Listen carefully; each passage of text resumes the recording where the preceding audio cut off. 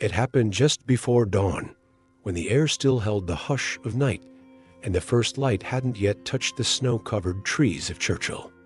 Edward, a quiet man living alone in a small wooden cabin near the edge of the forest, opened his door expecting nothing more than the cold. But what he found shattered the silence of his morning and the rhythm of his life. There she was, an enormous grizzly, not snarling, not charging, but weeping. Yes, weeping. Her dark eyes were glazed with grief. And hanging from her mouth was a limp bundle of fur, a cub, motionless, barely breathing, or perhaps not breathing at all. She stepped forward, slow and deliberate, and laid the small body on Edward's porch as gently as a mother laying down her child. Then she sat. No growl, no sign of aggression. Just a wild animal in mourning, silently pleading. Edward froze, heart racing, unsure if this was real or some fever dream. But there was no mistaking the pain in her eyes. And somehow, in that sacred stillness, he understood. This wasn't a threat. This was a rescue. And the story was just beginning. Edward hesitated for only a second before scooping the lifeless cub into his arms. The mother didn't move. She simply watched, a massive figure carved from sorrow and trust, as he disappeared behind the cabin door with her baby. Inside, the warmth hit him like a wave, but the cub's tiny body was ice cold. He laid it gently on an old wool blanket, hands trembling, mind spinning. For a man who rarely spoke to another soul, who lived in the solitude of snow and pine, Edward's life had never prepared him for this. And yet, instinct had taken over. Love somehow had taken root. He turned on the old propane heater and dragged it closer, folding blankets around the cub's fragile body like he might have done for a child if his life had turned out differently. A kettle steamed nearby, sending soft hisses into the room. Still, the cub so small, so heartbreakingly still, barely moved. Edward didn't know what else to do. He reached for his ancient satellite phone and dialed the only person he trusted with anything alive, Sophie, a veterinarian who had once stitched up a fox with a shattered leg right there in his kitchen. When she answered, her voice was groggy but alert. "It's an emergency," he said simply. "A grizzly cub might be dying. His mother brought him to me." There was silence on the line. Then, "Edward, keep him warm. No milk, just warmth. I'll guide you through it." He followed her instructions to the letter, checking for shallow breaths, listening for a heartbeat, massaging the little paws as Sophie coached him through every step like she was right there beside him. The cub's nose twitched. Barely. But it was something. Outside, the mother bear remained. She hadn't moved an inch. Snow fell lightly around her, collecting on her back and shoulders, but she sat as if carved from the earth itself, an ancient statue of patience and maternal hope. Edward peeked out at her between, tending to the cub, unsure what was more astonishing, that she had come to him or that she hadn't left. He whispered to the cub as he worked, calling him little warrior, not knowing why. Maybe he needed the animal to hear kindness. Maybe he needed to say it for himself. Hours passed like seconds and eternities at once. A faint breath, a shiver, a heartbeat steadier than before. Edward didn't dare hope yet, but something inside him shifted. He wasn't alone anymore, not really. This wasn't just a rescue. This was a quiet miracle. Night fell, casting long shadows across the cabin floor. Edward didn't sleep. He sat with the cub beside the heater, changing the warm cloths on his body, whispering to him as though the words themselves could keep him tethered to life. And outside, the mother bear still waited. The wind picked up, howling through the trees, but she remained unmoved. He wondered what she thought, or if she even thought like that at all. But part of him believed she knew that she had chosen him, as strange and impossible as it sounded. Morning crept in slowly, casting light across the cub's fur. A soft twitch of the ear, then another. Edward felt his heart skip. "Come on, little guy," he murmured, hope blooming like frost-bitten flowers in spring. It wasn't over yet. Far from it. But the cub, this fragile, furry miracle, had taken his first step back toward life. And somewhere deep in the forest, something ancient stirred. Because this story was no longer just about survival. It was about faith, and about what comes next when one man opens his heart to the wild. By the time Eric arrived, the sun was already high over the pine-studded ridge behind Edward's cabin. The wildlife specialist stepped out of his snow-dusted SUV, boots crunching against the frozen ground, his expression somewhere between skeptical and awestruck. "You're telling me," he said slowly, "that a grizzly brought her cub to your door and just waited?" Edward didn't answer with words.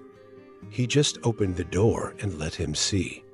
Inside, nestled in a nest of blankets near the propane heater, was the cub. He was breathing now, slow but steady. His tiny chest rose and fell with soft determination. Edward had named him Karen during one of the long, sleepless hours of the night. A name that, for no logical reason, felt right. Eric crouched beside the bundle, hands moving expertly, examining injuries and checking reflexes. A long scar ran down the cub's side deep, but already beginning to scab. Bruises covered his flanks, bite marks, likely from a full-grown male grizzly. This wasn't an accident, Eric said quietly. He was attacked, probably by another male trying to eliminate competition. It happens sometimes in the wild. Edward said nothing, but his jaw clenched. The brutality of it sat heavy on his chest. Still, the mother hadn't fought back. She had run, carrying her child not into the forest, but into the arms of a stranger, an animal act of faith. Eric administered antibiotics and cleaned the wounds with practiced calm. He didn't question the story anymore. Some things, even in his line of work, defied explanation. The cub stirred as the medicine kicked in his first tiny protest, a soft growl no louder than a sigh. "I'll need to come back every few days," Eric said. "But if he makes it through tonight, he's got a shot," and Karen did make it. Not just through the night, but through the next one, and the next. Slowly, the cub began to regain strength. His eyes opened wider each day. His limbs, at first weak and trembling, began to explore the cabin floor in uncertain steps. He became, against all odds, playful. Edward found himself smiling more than he had in years. Karen would nuzzle under his coat when he sat on the floor, paw at his boots, or chew clumsily on the edge of a cushion. The bond between them grew not forced, not trained, but something older and deeper. Something like trust. And outside, always at a respectful distance, the mother bear still waited. Never once did she approach again. Never once did she retreat completely. She watched from behind the tree line, sometimes for hours, barely moving. But Edward felt her presence every moment. "She knows he's alive," Sophie said during one of her calls. "She trusts you to keep him safe." That's extraordinary. Karen would sometimes press his nose to the window, sniffing toward the trees. Maybe he sensed her too, or maybe some invisible thread bound them. Still, one that neither pain nor time nor distance could sever. By the second week, Karen was running across the floor, skidding into furniture, sliding on rugs. Edward had to move his tools, put up barriers, laugh as he hadn't in decades. The cub brought a kind of gentle chaos into his life's soft paw prints, half-eaten apples, tiny growls that filled the silence. But joy, Edward knew, always came with a shadow. He had called the wildlife authorities, as the law required, and now they were coming. Plans were being made, protocols, questions about relocation, rehabilitation, permanent captivity. Edward looked at Karen tangled in a blanket, paws twitching in a dream, and felt something sink inside him. Because the animal he had saved had become something more than a rescue. He was family, and letting go was already beginning to hurt. The morning the officials called to confirm their visit, Edward stood still for a long time, holding the phone to his chest. The silence inside the cabin felt different, now heavier. Outside, frost clung to the window panes, but inside, Karen was warm and playful, nudging a pine cone across the wooden floor, as if it were a precious toy. Edward watched him, heart aching. He knew this moment would come. Knew it from the first night he wrapped Karen in blankets, from the first time he looked into that frightened little face. But knowing didn't make it easier, because somehow, in just a few short weeks, the cub had filled a hollow place Edward didn't even realize had been empty for so long. Still, the truth was there, unflinching. Karen was not a pet. He wasn't meant to grow up chasing shadows inside a man's cabin. He belonged to the forest, to the wind and the trees and the wild that had once tried to take him. But there was something else too. That animal out there. The mother who had once trusted Edward with her child. She hadn't left. She still came. Each dawn, he would spot her shape between the birches, watching. Her eyes never showed anger nor fear, only a kind of patient sorrow, as if she were waiting for the end of a long chapter that hadn't been hers to write. Edward stood in that quiet, torn between two kinds of love, the human kind that clings and the wild kind that releases. He canceled the official's visit, not out of defiance, but because some decisions aren't meant for paperwork. Some stories deserve to end on sacred ground, not behind iron fences or observation windows. That afternoon, Edward packed a few things just in case. A wool blanket, a tin of honey, the worn shirt Karen liked to curl up in. He tucked the shirt inside a canvas bag, slung it over his shoulder, and opened the cabin door. Karen hesitated, sniffing the cold air. But when Edward stepped outside, the cub followed, his tiny paws crunching softly against the frostbitten earth. There was no leash, no crate, just trust, plain and unspoken. The two of them walked for over an hour up the old trail behind the cabin, past the ice-fringed creek, through tall spruce until they reached a clearing where the snow was undisturbed. And then she appeared. From the edge of the forest, the mother bear emerged, massive and silent as a prayer. Her breath steamed in the winter air, and for a long moment she simply stood there watching. Karen froze. Then he looked back at Edward, blinking. Edward knelt, placing the canvas bag on the ground. He didn't speak. He just waited. The cub took one step, then another. He paused, nose twitching, then trotted forward in bursts of excitement and hesitation. At 10 feet away, he stopped again, this time uncertain, afraid, as if not recognizing the giant creature before him.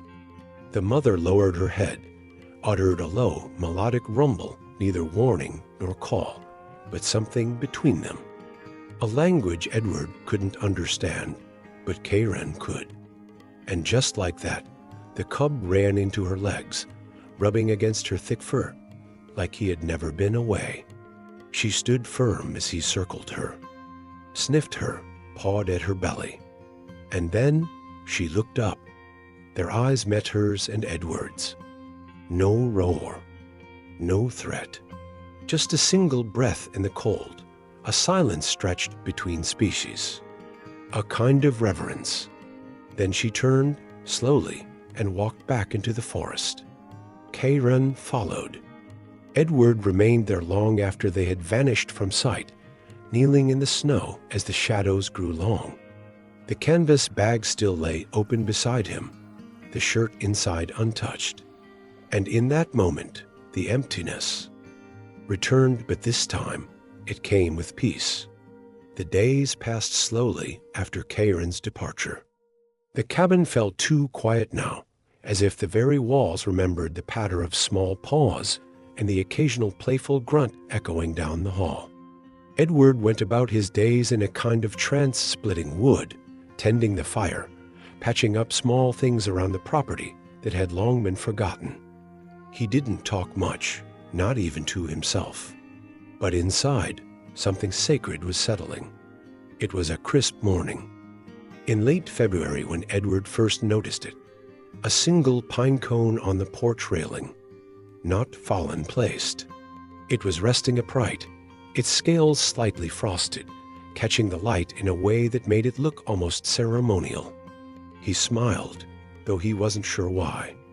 The next day, it was a bundle of bright berries, nestled carefully in the corner of the step. Then a smooth stone, rounded by river water. One morning, a tuft of fur, unmistakably ursine, lay beside a sprig of fir like an offering. It wasn't coincidence. These weren't random drops from scavengers or wind. They were tokens, intentional, gentle, small gestures from the wild. And Edward felt it in his bones. She was saying thank you. There was something profoundly humbling in that. Not because an animal had left him gifts, but because she had trusted him with something greater than life itself. Her child. Edward began to leave things in return. Apples. A carved wooden bear he'd whittled one afternoon. A hand-woven bundle of sage. And juniper. Nothing extravagant. Just tokens, shared silently, across the line that separates worlds. It was never about ownership. It was about respect. About two beings acknowledging each other without a single spoken word. There was no spectacle, no audience, no headlines. Only quiet gestures, left in frost and pine needles. And in those still moments at dawn or just before dusk, Edward would sit on the edge of his porch with a warm cup between his hands and reflect on everything that had passed. He remembered the night she first appeared, the weight in her eyes, the trembling body of Kayran as he was laid at Edward's feet like a question with no clear answer. He remembered how story had replaced fear, how action had replaced hesitation, how the silence between man and bear had grown thick with meaning, not threat. Was it a miracle? Some might call it that, but Edward believed it was something even more sacred, trust, born not out of logic, but of something older, something spiritual, a deep, wordless understanding that, for a moment in time, crossed species, instinct, and history. He often wondered what Kayran had become out there. Was he strong now? Did he remember the soft wool blankets or the scent of cedarwood floors? Or had he forgotten it all, slipping fully into his wild destiny beneath the towering firs? The truth didn't trouble him, because he knew love isn't proven by what stays, but by what is set free. Months passed. The snow melted and green returned. To the mountainside, life moved forward, but Edward remained changed. He felt it in the quiet between breaths, in the rustling of leaves that reminded him of tiny footsteps, in the way he now paused before chopping down any tree, as if asking permission first. The rescue had ended, but the transformation had just begun. Some nights, he would dream of a forest trail where a massive grizzly stood watching him. In the dream, She was neither near nor far, only present. And that presence carried with it a peace that words could never touch. Edward had once saved a life, but perhaps in some way, his own had been saved too. How do we explain moments like this when the wild dares to trust the human heart? Is it instinct? Is it grace? Or is it something even more divine, whispering that, despite all the noise of the world, love still speaks in silence? Edward didn't save Karen for glory. He didn't act out of obligation or pride. He acted because something in his soul recognized the quiet call of compassion. And in return, he received something priceless, the sacred bond between two lives that were never meant to meet, and yet, somehow, always were. But let me ask you this. What would you have done? Would you have opened that door? Would you have had the courage to hold a life so fragile and the strength to let it go? We want to hear your thoughts. Share your feelings in the comments. What part of this story touched you most? What would you do if nature came knocking? And if stories like this speak to your heart, don't just watch, be part of this community. Click like, subscribe to the channel, and turn on notifications so you never miss a new story. Each video is a tribute to empathy, to healing, and to the sacred bridge between us and the wild.